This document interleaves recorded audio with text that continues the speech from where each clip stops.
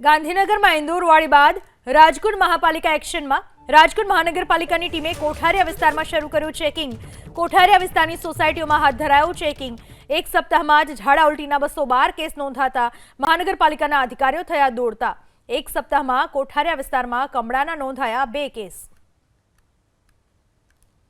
આપણે RC test કરી છે અને સૌપ્રથમ તો પાણીમાં ક્લોરીનની હાજરી છે કે નહીં એ તપાસવા માટેના ટેસ્ટનું નામ છે રેસિડ્યુઅલ ક્લોરીન ટેસ્ટ। જ્યારે આપણે ગાંધીનગરમાં જે પ્રમાણે રોગચાળો ફાટી નીકળ્યો તેનું એકમાત્ર કારણ હતું એટલે પાણી દૂષિત હતું।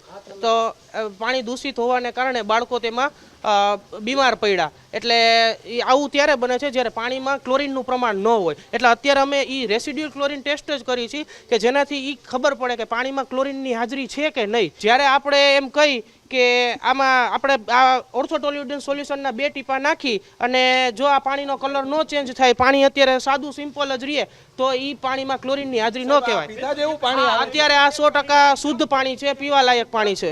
અત્યારે અલગ અલગ જેટલી જગ્યાએ પાણી જે જગ્યાએ આવે છે એ બધી જગ્યાએ અમે ટેસ્ટ કરશી। અહીંયા હુડકો એમાં ચેક કરશી, પછી હુડકો બીમાં, એવી રીતના અલગ અલગ જગ્યાએ ચેકિંગ કરશી।